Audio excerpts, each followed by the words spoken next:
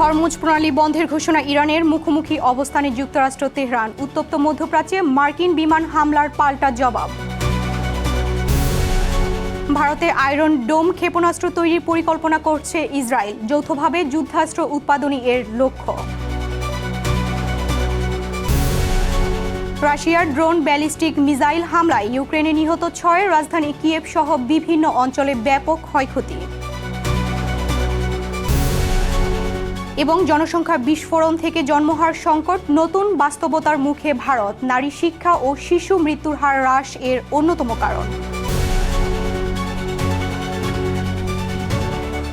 বিশ্বজুড়ে ঘটে যাওয়া দিনের গুরুত্বপূর্ণ ঘটনাবলী নিয়ে আরটিভির নিয়মিত আয়োজন সারাদিনের বিশ্বে। আপনাদের সঙ্গে আছি আমি সুমা ইসলাম মৌ। হরমুজ প্রণালীকে কেন্দ্র করে আবারও মুখোমুখি অবস্থানে যুক্তরাষ্ট্র ও ইরান। বাণিজ্যিক জাহাজে হামলার জেরে ইরানের তৃতীয় দফায় জোরালো বিমান হামলা চালিয়েছে মার্কিন সামরিক বাহিনী। পাল্টা জবাবে হরমুজ প্রণালী অনির্দিষ্টকালের জন্য বন্ধের ঘোষণা দিয়েছে তেহরান। দুই দেশের এমন পাল্টাপাল্টি হুঁশিয়ারিতে আবারও উত্তপ্ত পুরো মধ্যপ্রাচ্য। বিস্তারিত আজহার স্বপ্নিলের রিপোর্টে।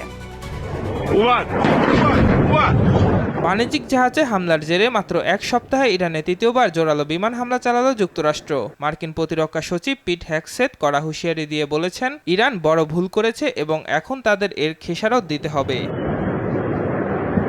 মার্কিন আগ্রাসনের জবাবে গুরুত্বপূর্ণ হরমুজ প্রণালী অনির্দিষ্টকালের জন্য পুরোপুরি বন্ধ ঘোষণা করেছে ইরানের বিপ্লবী গার্ড বাহিনী। ওয়াশিংটনে সামরিক হস্তক্ষেপ বন্ধ না হওয়া পর্যন্ত কোনো জাহাজকে এই প্রণালী পার না হতে দেয়ার হুঁশিয়ারি আইআরজিসির।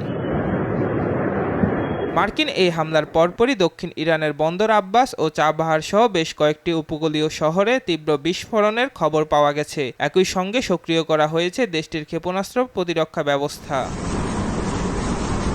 এদিকে যুদ্ধবিরতি শেষ ঘোষণা করে চরম হুঁশিয়ারি দিয়েছেন মার্কিন প্রেসিডেন্ট ডোনাল্ড ট্রাম্প। নিজেকে হত্যার যে কোনো পরিকল্পনার জবাবে ইরানকে সম্পূর্ণ ধ্বংস করার হুমকি দিয়ে ট্রাম্প বলেন, তেহরানের দিকে 1000 ক্ষেপণাস্ত্র তাক করে রাখা হয়েছে। কোনো আঘাত আসলে ইরানকে নিশ্চিহ্ন করে দেয়া হবে। বিপরীতে ইরানের নতুন সর্বোচ্চ নেতা মুস্তফা খামেনি মার্কিন আগ্রাসনের বিরুদ্ধে শেষ পর্যন্ত লড়াই ও প্রতিশোধের ডাক দিয়েছেন। ওমান ও কাতারের মধ্যস্থতায় কূটনৈতিক তৎপরতা চললেও দুই পরাশক্তির অনড় অবস্থানে পুরো বিশ্ব এখন গভীর সামরিক শঙ্কায়।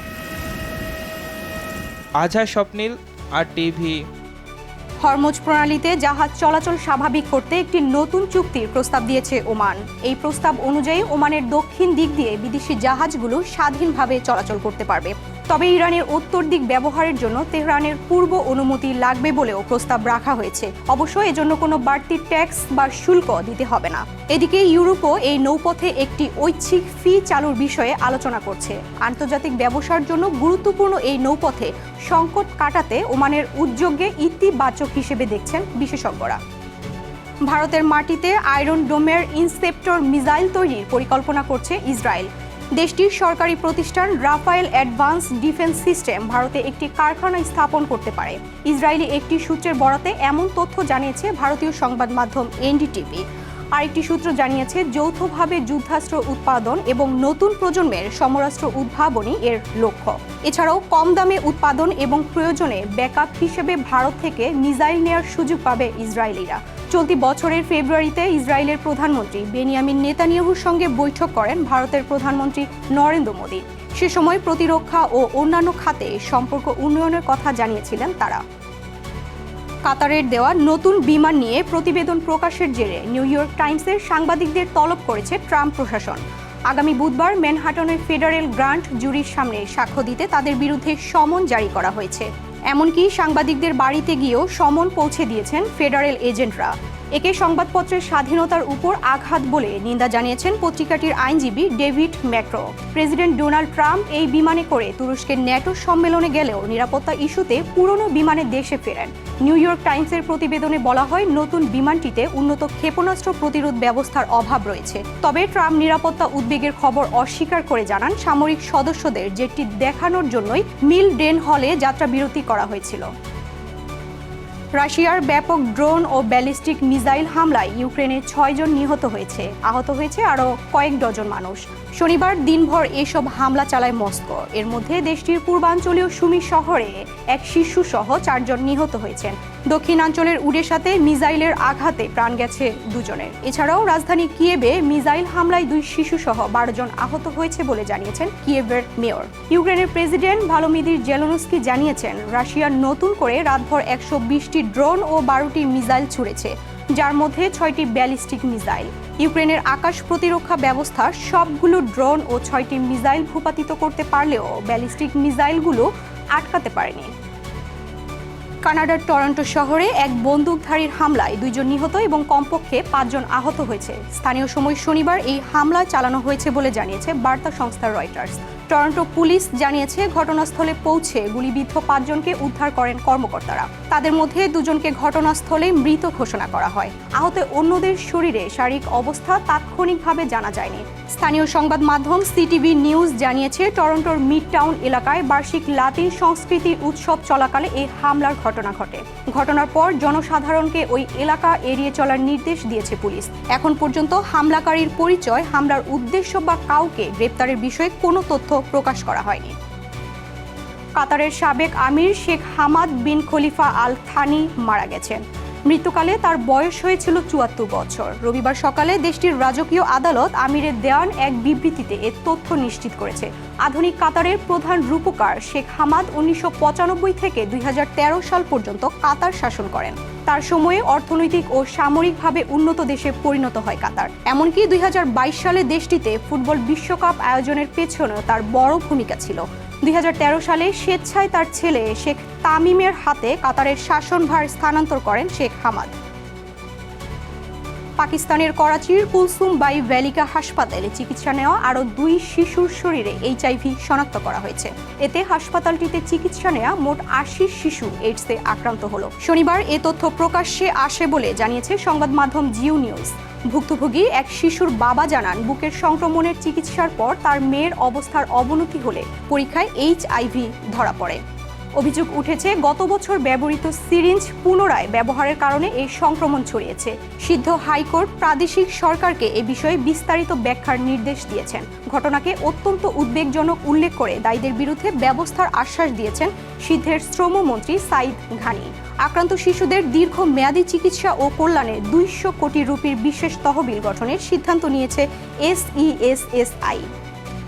জনসংখ্যার বিস্ফোরণে দুশ্চিন্তা কাটিয়ে এখন কম জন্মহার ও প্রবীণ জনসংখ্যা বৃদ্ধির নতুন বাস্তবতার মুখোমুখি ভারত। দেশটির প্রজনন হার কমে 1.9% নেমেছে। নারী শিক্ষা ও শিশু মৃত্যুর হার হ্রাস এর অন্যতম কারণ। আগামীতে কর্মক্ষম মানুষের অভাব ও রাজনৈতিক আসন পুনর্বিন্যাস নিয়ে অর্থনৈতিক অগ্রযাত্রায় বড় চ্যালেঞ্জের মুখেও দেশটি। অঙ্কুর মণ্ডলের রিপোর্টে থাকছে বিস্তারিত।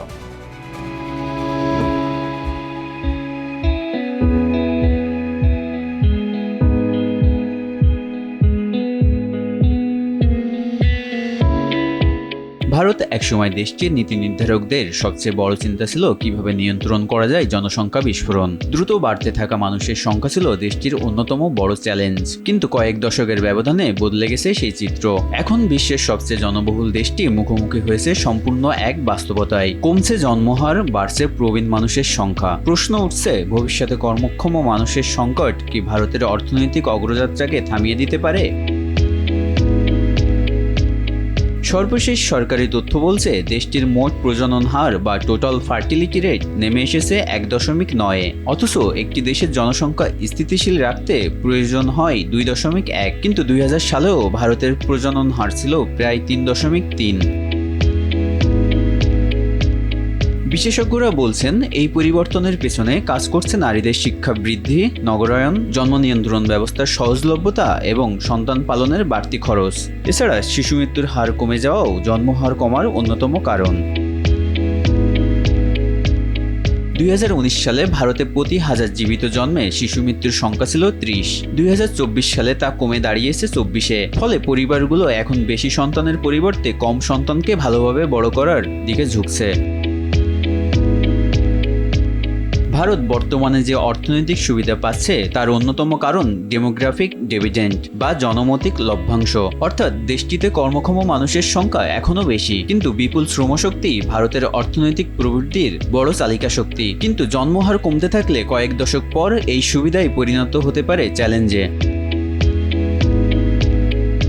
বিশেষজ্ঞদের আশঙ্কা, ভবিষ্যতে কর্মক্ষম মানুষের সংখ্যা কমে গেলে বাড়বে প্রবীণ জনগোষ্ঠীর চাপ। তখন প্রয়োজন হবে আরও বেশি স্বাস্থ্যসেবা, পেনশন সুবিধা এবং সামাজিক নিরাপত্তা ব্যবস্থা। চীন, জাপান ও দক্ষিণ কোরিয়ার মতো দেশগুলো ইতিমধ্যে এই ব্যবস্থার মুখোমুখি হয়েছে। ভারতের রাজনীতিতেও জন্মহার এখন গুরুত্বপূর্ণ ইস্যু হয়ে উঠেছে। জনসংখ্যার ভারসাম্যের পরিবর্তনের কারণে ভবিষ্যতে সংসদীয় আসন পুনর্বিন্যাস বা ডিলিমিটেশন নিয়ে তৈরি হয়েছে বিতর্ক। দক্ষিণ ভারতের রাজ্যগুলো বলছে, জনসংখ্যা নিয়ন্ত্রণে সফল হওয়ার কারণে তারা রাজনৈতিক প্রতিনিধিত্ব ও কেন্দ্রীয় বরাদ্দে ক্ষতির মুখে পড়তে পারে।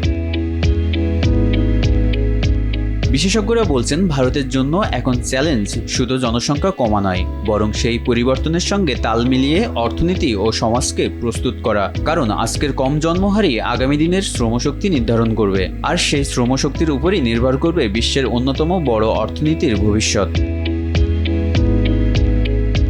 জনসংখ্যা নিয়ন্ত্রণের যুগ পেরিয়ে ভারত এখন প্রবেশ করেছে নতুন এক অধ্যায়ে, যেখানে প্রশ্ন আর কত মানুষ নয়, বরং প্রশ্ন হলো ভবিষ্যতের জন্য কতটা প্রস্তুত ভারত।